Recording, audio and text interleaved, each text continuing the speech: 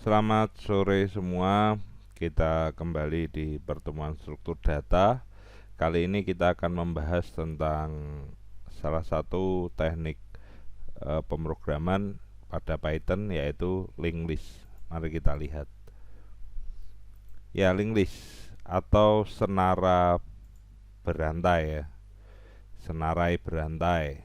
Jadi dia adalah kumpulan linear satu baris kumpulan linear satu baris yang isinya adalah data ya. Kumpulan linear sejumlah data.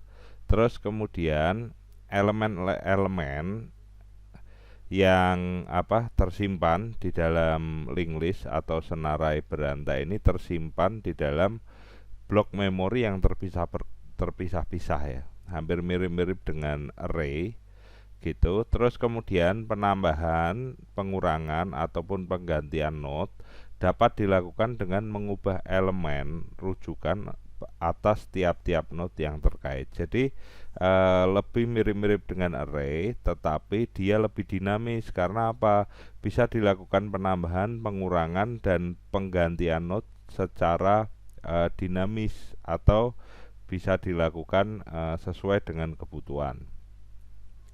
Contohnya linked list seperti ini. Jadi gambarannya adalah ada beberapa memori ya, ruang memori. Di sini ada 12, ada 99, ada 37. Itu yang dinamakan value ya, isi dari memori tersebut. Sedangkan titik-titik ini disebut adalah node ya, node ya, atau titik. Terus kemudian panah-panah ini disebut petunjuk atau pointer untuk penunjuk. Jadi dia menunjukkan not keberapa, dia menunjukkan not keberapa, dia menunjukkan titik keberapa, itu pakainya pointer.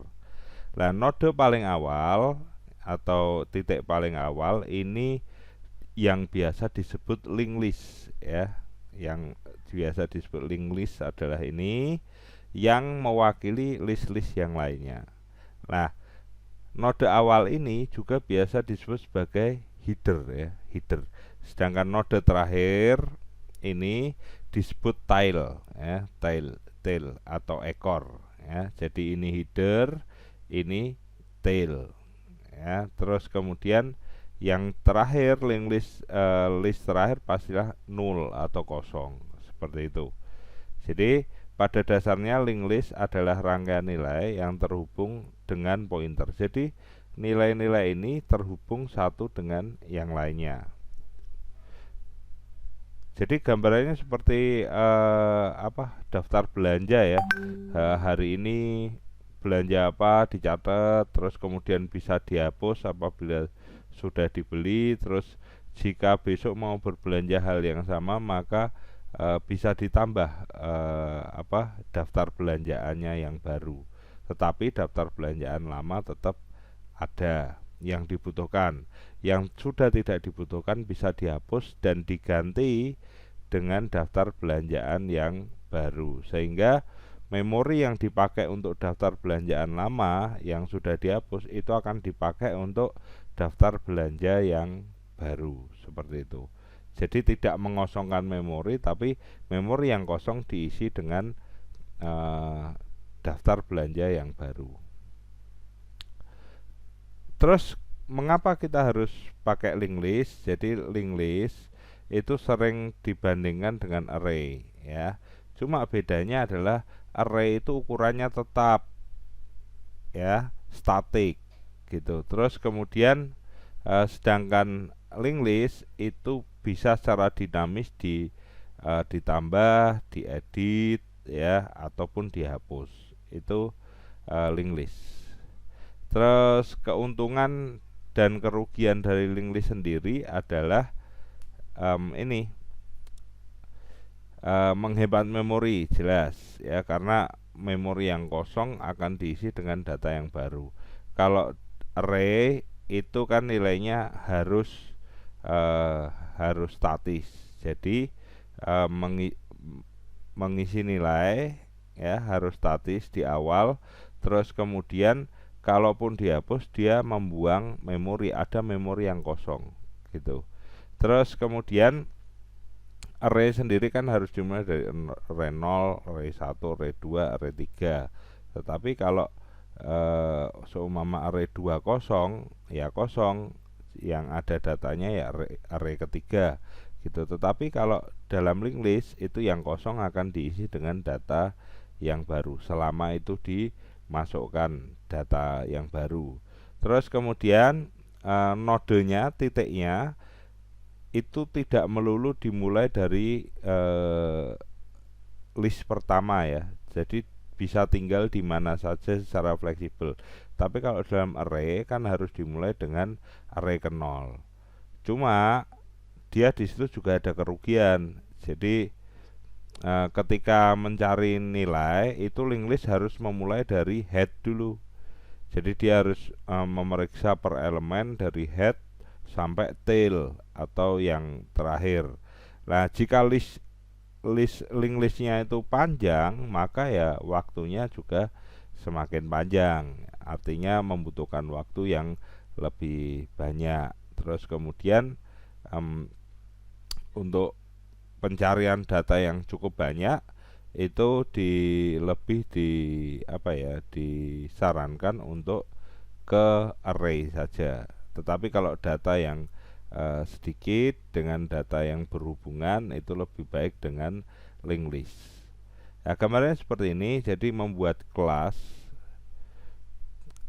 namanya node, terus kita membuat linked listnya, definisinya, terus ada nextnya ya. Next ini adalah untuk menghubungkan ke pointer satu ke pointer yang lainnya sampai di situ nothing, artinya sampai kosong. Nah, kalau kosong itu berarti sudah berakhir gitu. Nah, jadi contohnya ini node 1 value-nya 12, node 2 itu value-nya 99, node 3 itu value-nya 37. Sehingga kalau kita masukkan node 1 next berarti masuknya node 2. Berarti dari value 12 berpindah node-nya ke 99. Jadi node-nya sekarang di 99. Sehingga setelah kita masukkan kode berikutnya node 2.next sama dengan berarti kan node 3 ya. Node 3 berarti dari titik 99 dia pindah ke value yang 37. Setelah itu dia mau pindah karena sudah kosong, berarti linked list ini sudah berakhir. Nah, mengapa tidak memanfaatkan kelas seutuhnya ya? Biasanya ada pertanyaan seperti itu. Jadi sebenarnya linked list itu hanyalah sekelompok node yang terhubung bersama. Jadi hanya linear satu baris begitu. Jadi untuk kelas, mengapa kelas itu terlalu besar gitu kan. Terus linked list dia dapat merujuk dari header node awal ya, header sampai ke tailnya, sampai ke akhirnya. Nah, dalam contoh tadi node 1 itu ini contoh ini node 1 itu dimulai dari value 12. Terus kemudian value 12 itu berarti mewakili dari posisi dari 99 sampai 37. Nah, itulah gambarannya. Jadi satu angka itu mewakili angka-angka yang lain, satu memori mewakili memori-memori yang lain. Itu adalah prinsipnya dari linked list. Oke, saya kira itu. Kalau ada pertanyaan nanti bisa disampaikan via WA. Terus untuk absensi nanti akan saya sediakan via Edmodo. Saya akhiri pembelajaran kita tentang linked list pada sore hari ini. Kita ketemu di pertemuan yang akan datang. Selamat sore semuanya.